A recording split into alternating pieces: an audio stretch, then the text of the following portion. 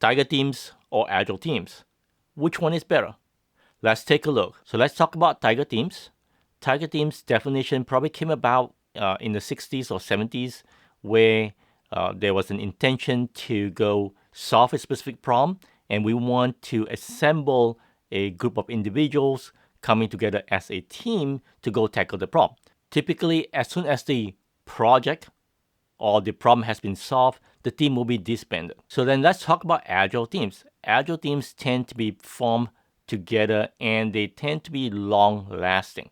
The idea behind Agile teams is that we have a group of individuals, again, coming together, right, but working as a team. So, they have to go through the norming, forming, storming, and all those things as a team.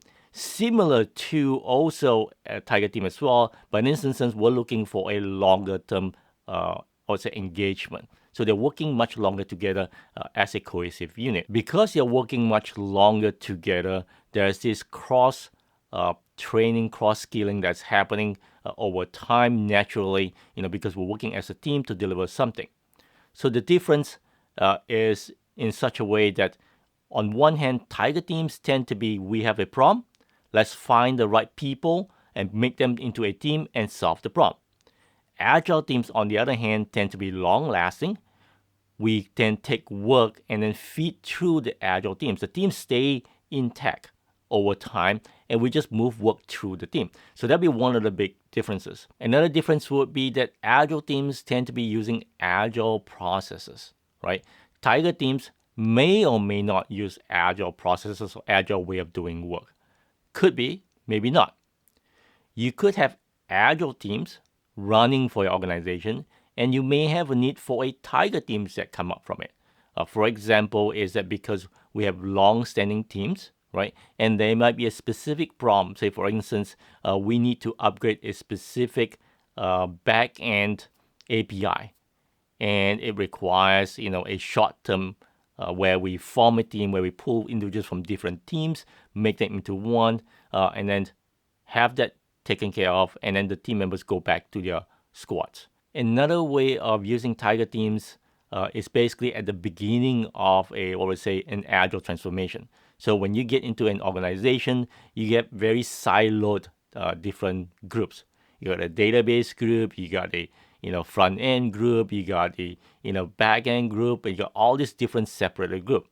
So in order to achieve something, what would you do? Well, you have to prove that you can get it done. So what we want is bring different skill sets, put them into a team to solve a problem, like deliver a product using this team.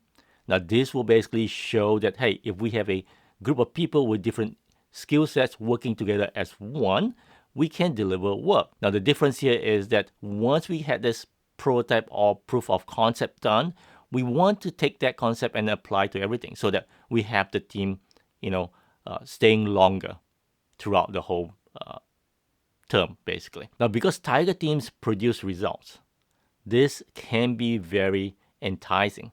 So this concept of, I've got work, let me pull people together, get them going, that's very similar to a project mentality. An example will be if you have a new person, a new leader that joined an organization, and if they see this silo group of people, what they will tend to do is form Tiger teams because it shows a quick way of solving a problem.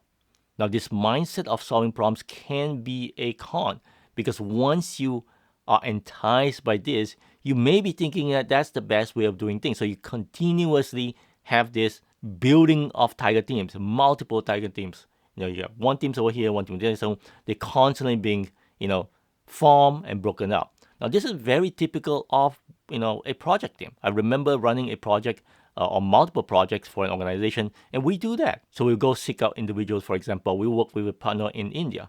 We will go to India, do interviews, find the best possible people, form a team around it. We'll find individuals from different countries, put them together, form a team together, and then go solve the problem.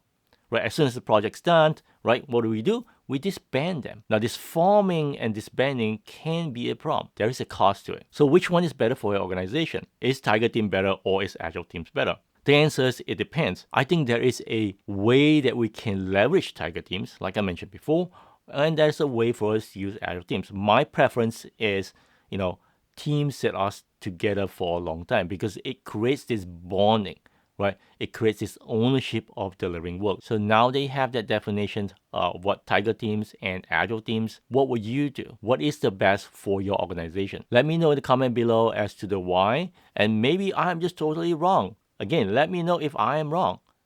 All right, bye.